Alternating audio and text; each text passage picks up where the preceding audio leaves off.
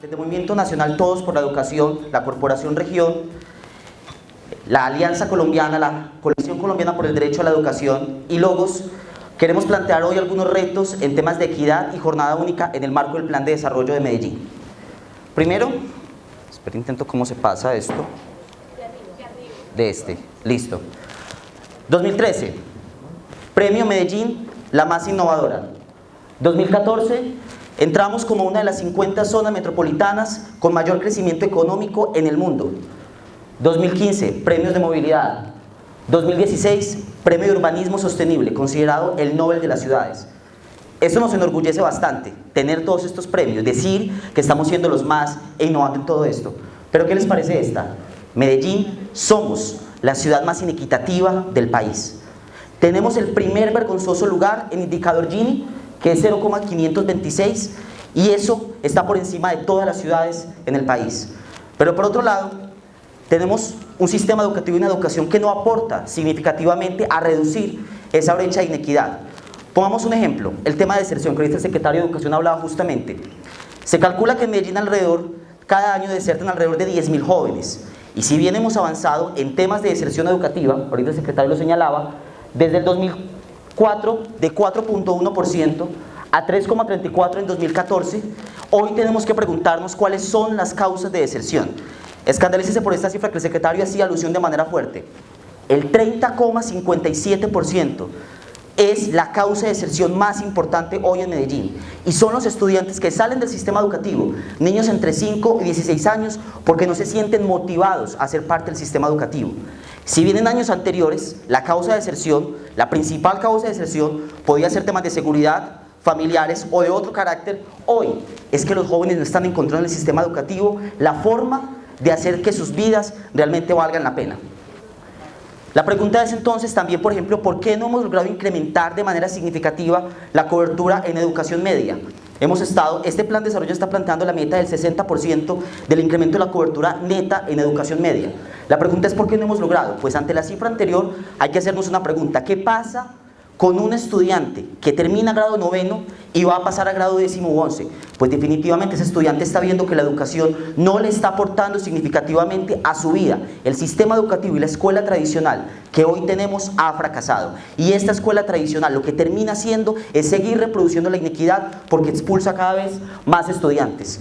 Hoy, nuestro mayor reto como ciudad tiene que ser la reducción de la inequidad. Es un reto conjunto, del que el alcalde ha hablado muchísimas veces. Ha hablado siendo candidato a la alcaldía de Medellín, ha hablado reiterativamente ahora siendo alcalde de la ciudad, y que es un reto que debemos establecer concejales, ciudadanos, organizaciones, empresa privada, administración.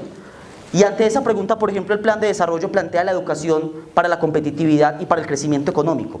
Pero la pregunta es esta: es claro que el crecimiento económico por sí solo va a generar redistribución del ingreso. Si en Medellín en algún momento se hicieran grandes transacciones y el Producto Interno Bruto de la ciudad se incrementara paulatinamente muchísimo, eso no garantiza que eso llegue efectivamente a todas las poblaciones. Crecimiento económico está demostrado que no significa redistribución del ingreso y mayores niveles de equidad. Por lo tanto, si hablamos de educación, no es solo una educación para el crecimiento económico y la competitividad, también es una educación orientada hacia la equidad y sobre todo al ser. Eso es muy importante. La pregunta es entonces, ¿cuál es la educación que queremos y necesitamos para poder superar este reto en el tema de inequidad? Lo primero es que debemos entender la educación bajo un enfoque de derechos. Y eso es lo más importante. Una educación bajo el enfoque de derechos significa que el Estado no debe verse simplemente como un garante de oferta educativa. No significa que el Estado simplemente ponga unos cupos educativos a disposición a partir de la disponibilidad presupuestal, sino que significa que el Estado garantice efectivamente el derecho a la educación. Pues ante eso tenemos una primera propuesta para el plan de desarrollo. Hay un reto, señor secretario y concejales, que plantea Medellín garantiza su oferta educativa. Pues si vamos a hablar de enfoque de derechos, debería llamarse Medellín garantiza el derecho a la educación, y de manera integral y para todos. Así empezamos a hablar del enfoque de derechos, no solamente en el lenguaje, porque eso es un título y es importante, sino también en los enfoques que estamos desarrollando alrededor del tema educativo. Entender la educación en un tema de derechos nos ayuda a entender las brechas enormes que tenemos hoy en términos territoriales. Esto es importante porque la ciudad no es una ciudad homogénea. Las coberturas y los principales indicadores en educación, en deserción, cobertura, extraedad, repitencia, no son las mismas en los diferentes territorios. Y no podemos pensar simplemente que porque estamos bien en términos generales, cada comuna y cada territorio no es de manera diferente. Hoy necesitamos tener diagnósticos que nos digan, comuna a comuna, corregimiento a corregimiento, cómo estamos en los principales indicadores de educación. El plan debería tenerlos. Porque con esos diagnósticos podríamos entender cómo está cada una de las comunas y cuáles son las diferencias. Les pongo un ejemplo. Desde el 2005, y esto lo dice el plan de desarrollo, estamos hablando que estamos alcanzando metas de cobertura bruta de más del 100% en transición hasta educación media, en toda la ciudad. Pues veamos si esto realmente pasa en toda la ciudad. Este fue un ejemplo que pusimos en Martes por la Educación. Esta es la cobertura bruta en corregimientos de Medellín. Transición, básica, primaria y secundaria y media. Primero, en transición evidenciamos que nos estamos acercando al tema de 100% en cobertura bruta. Pero si miramos básica en los 5 corregimientos, Palmitas, San Cristóbal, Altavista, San Antonio de Padua y Santa Elena, estamos viendo que ahí no estamos alcanzando esos niveles de cobertura bruta. Evidentemente la educación media sigue siendo un gran problema, no solamente en la zona rural, sino también en la zona urbana. Pero ¿esto qué nos demuestra? La ciudad no se comporta en temas educativos de la misma forma en todos los territorios. Hablar de inequidad significa hablar también de equidad territorial. ¿Qué nos muestra esto, por ejemplo? Y ahí va con nuestra segunda propuesta.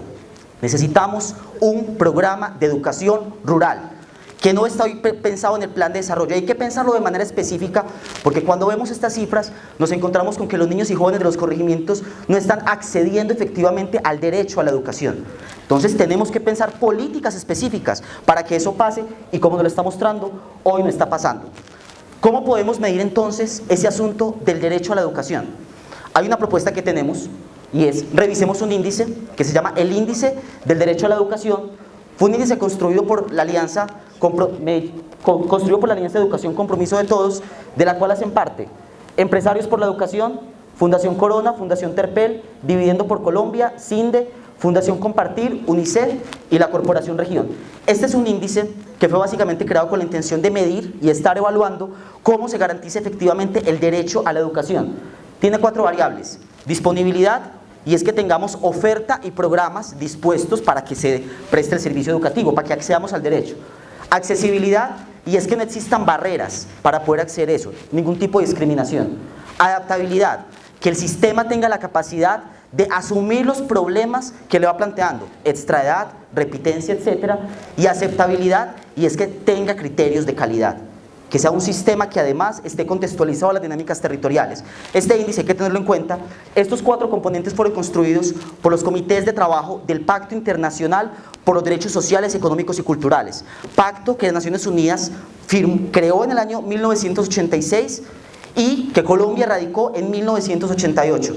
Y esto es lo que plantea ese pacto que debe medirse en estos 4 asuntos. Esa es la propuesta 3. Indiscutiblemente la inequidad no solamente es territorial, como lo acabamos de ver con el tema de corregimientos. La inequidad también tiene que ver cuando hablamos y comparamos la educación privada con la educación pública. Diversos estudios han demostrado que un estudiante de un colegio privado cuando se gradúa está 3 años en ventaja a un estudiante de un colegio público. ¿Qué significa eso? Ventaja en conocimientos, en habilidades, en competencias. Cuando ese estudiante luego va a la universidad, concursa por cupos educativos, porque no está garantizado el derecho, evidentemente ¿quién tiene desventaja? El estudiante de la educación pública. Y cuando ese estudiante luego compite en el mercado laboral, ¿quién tiene más ventaja? El estudiante de la educación privada, por supuesto. El Ministerio de Educación ha planteado que la jornada única es la estrategia para resolver este problema. Que si incrementamos la cantidad de horas de 5 que hoy tenemos, a 7 en primaria, a 8 en secundaria y a 9 en la educación media, vamos a resolver este tema en contenidos de matemáticas, lenguaje, ciencias naturales y bilingüismo. Hay un primer reconocimiento que hay que hacer, porque hoy la alcaldía tomó la decisión en este plan de desarrollo de meterse y montarse en el bus de jornada única. Y está planteando una meta en 4 años de tener 47.000 estudiantes. Esto representa el 14,37% de la matrícula oficial.